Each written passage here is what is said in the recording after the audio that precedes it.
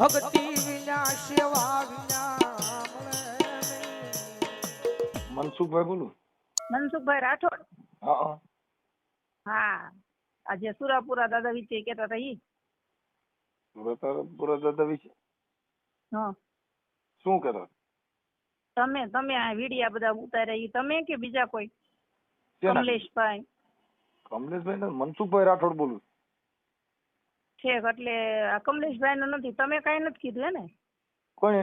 અમે તો જે કઈ હોય ઈ સત્ય ઘટનાની વાત કરી હોય બેન, અને અમારા ફોન આવ્યો ઈ અત્યારે તમે વાત કરો તો એનો અમે તમને જવાબ દઈ. અમારો એવી હોય, તમે અત્યારે શું કહેવા માંગો છો, શેના માટે ફોન કર્યો ઈ કયો એટલે જવાબ આપી.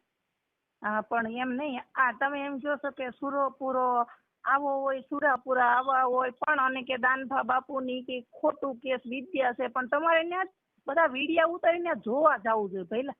પણ બેન જોવા જેવું અહીંયા હગા મા બાપ અટાણ વૃદ્ધા આશ્રમમાં હોય, ન્યા જોવા જાવ તો ન્યા છે હું? પણ એમ નહીં, ન્યા હું છે, ન્યા કોણ તેડાવે છે? પણ બેન અને આ તો છે ને પહેલા જાય છે ઈ માંગણ છે, ઈ કઈક માંગવા માટે જાય છે. હવે આ તો સદગુરુ બડે પરમારથી જાકા શીતળ જાકા અંગ તપત બુજાવી દે ઓર કેવો દે દે અપના રંગ. બેન આ તો મહાપુરુષોની જ્યાં સત્સંગ ધારા હાલી જતી હોય એને ક્યાંય માંગવા જેવું ક્યાં છે? હા, તો પણ અમારા દાદા ક્યાં ક્યાંય માગવા ગયા? બેન કોઈ અમારા તમારા કોઈના દાદા નહીં, અમારું તમારું નથી, આપણે બધા એક જ છીએ. હું ઈ જ કહું છું, અને તમે રાઠોડ છો ને એટલે હું રાઠોડ ની દીકરી છું, હું એટલું સમજાવવા માંગુ છું. આપણે કઈ સમાજમાંથી બોલું બેન? હું રાજપૂત છું, તો સોહાણ ની વહુ છું અને રાઠોડ ની દીકરી છું. ભલે ભલે બેન, એટલે અમે રાઠોડ જ છીએ.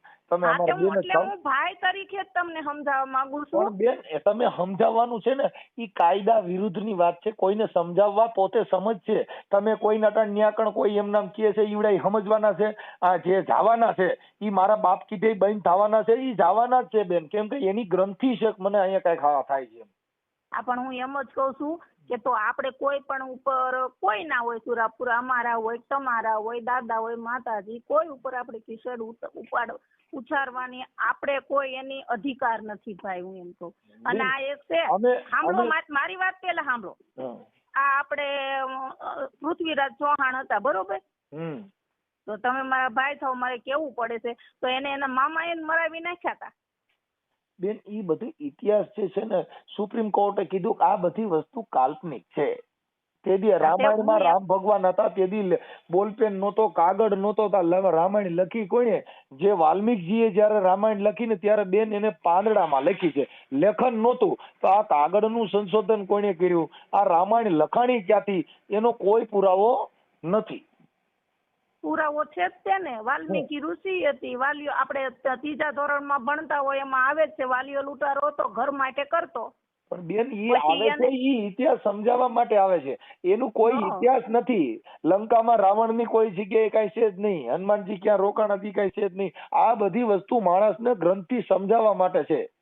એટલે હું તો જો બેન તરીકે તમને ફોન કર્યો છે. આ તો હું એમ કઉ છું કે આપણે જે હોય, હું તો એ જ કહું. અમે એવું નથી કહેતા, અમે કોઈનો વિરોધ નથી કરતા. કે જે જાય છે એને તમે અત્યારે તમે મારે હવે તમે અટાણ કહો છો ભાઈ તમે કોઈને કઈ કયો માં, વાણી સ્વતંત્ર છે, પોતે પોતાની રીતે જેવું દેખ્યું. તમે કદાચ ચાલો બેન મને ભેગા નથી, પણ કદાચ ભેગા થયા હોય, મારો સ્વભાવ ખરાબ હોય તો તમે એવું કયો કે ભાઈ રામોદ વાળો રહ્યો તો આવો માણસ છે. કેમ કે તમારી વાણી સ્વતંત્ર છે. કોઈ પણ માણસ હોય તો એને પોતાનો સ્વતંત્ર અધિકાર છે. વિરોધ કરવો, કોઈ માણસને બોલવું, ઈ પોતાની વાણી સ્વતંત્ર અધિકાર છે.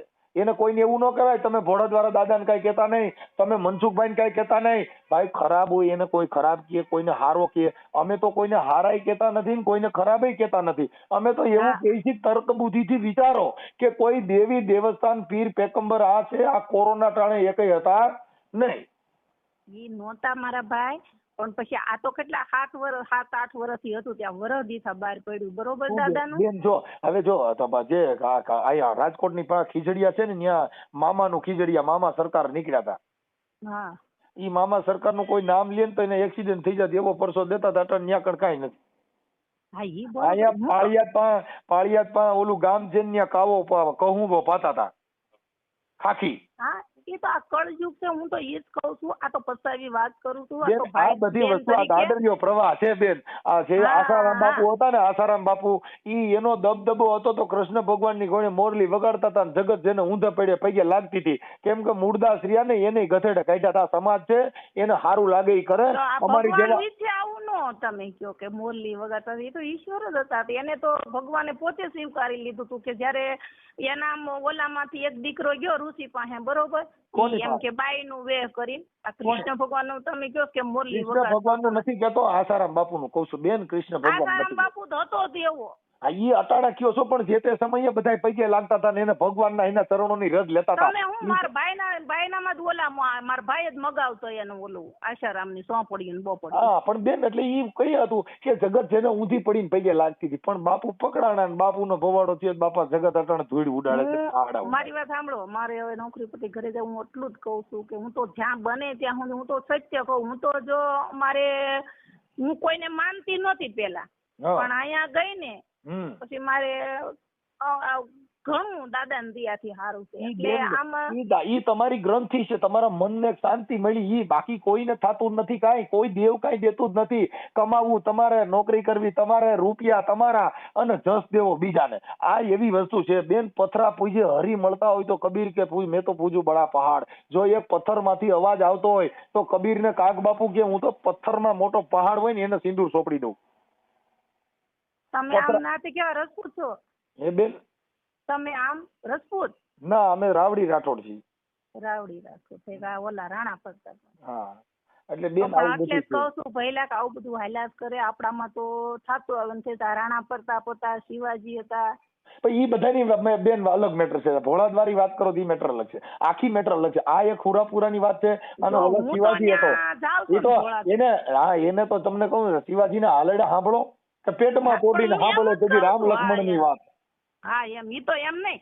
આ ભોળાદ વાળું તમે જો ક્લિયર કહો ને, હું તો જાઉં છું ને, દેવગતિ છે બેન, ઈ દેવગતિ છે, ઈ દેવગતિ છે. કોઈ માતાજી પરચો ક્યાંય દેતા હોય તો ઈ પરચા જો ક્યાંય દેતા હોય એને ભગવાન અમે નથી માનતા. ભગવાન નો કોઈ દી પરચો ન હોય. આ સૂર્ય ઉગે ઈ શું કે ગાયરું કાઢવા વાળા હોય એમાં શું ઈવડે સૂર્યનો પ્રકાશ ન પડે? પડે જ.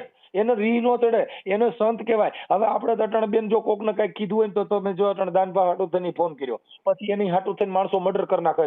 આ અહીંયા એવું ન આવે. આ તો તમે મેં રાઠોડ એમ સાંભળ્યું ને એટલે હું ભાઈ તરીકે તમને કહું છું. હું તો આટલું કહું છું કે બેન મારી વાત સાંભળો કે આપણે બેનભાઈ તરીકે જ વાત કરી છે, પણ મારો કહેવાનો મિનિંગ એમ છે બેન કે અહીંયા હમણાં ધંધુકાની અંદર કિશન ભરવાડ ને ખાલી ડિબેટ બારામાં મર્ડર થઈ ગયું, નટાણ એમાં મોટો બોમ્બાલ થયું, એ કઈ ભગવાન બચાવવાનું આવ્યું, નટાણ બધા જેલમાં છે. આપણે હું તો કહું જેટલું બને એટલું આપણે કોઈનું ખરાબ ન કરવું. હું ખરાબ બોલ્યો નથી, દાનભા વિશે નથી બોલ્યો, પણ હું એવું કહું છું કે ભાઈ તમે આ જે કાંઈ છે એ તમારા પોતાની વસ્તુ છે. તમે દુનિયા છે જે ભગવાન છે એ જન્મતોય નથી મરતોય નથી. જેટલા જન્મ ધારીને આવ્યા એ બધાય મરી ગયા. રામચંદ્ર વિયા ગયા, કૃષ્ણ વિયા ગયા, રામોપીર વિયા ગયા, તો એકઈ બચ્ચા નથી અને આપણે વિયા જવાના છીએ. તો વયા જવાના છે ને. એ તો કોઈના હાથમાં નથી બચાવી શકવાનું. બેન ઈ વાત અમે કરી છે. આ જગતની અંદર કોઈ બચ્યું નથી, કોઈ બચવાનું નથી. તો ભગવાન માનવો કે ને આપણે વિયા ગયા તો સૂર્યચંદ્ર છે, આપણા બાપ દાદા વિયા ગયા તો સૂર્યચંદ્ર છે, આનું આ પવન છે. વડવા વિયા ગયા તો અને આ તો બધું ઊભું કરવામાં આવે છે. કાલે પરચો દીધો, પાછો પ્રમ દીધો કે આમ થઈ ગયું.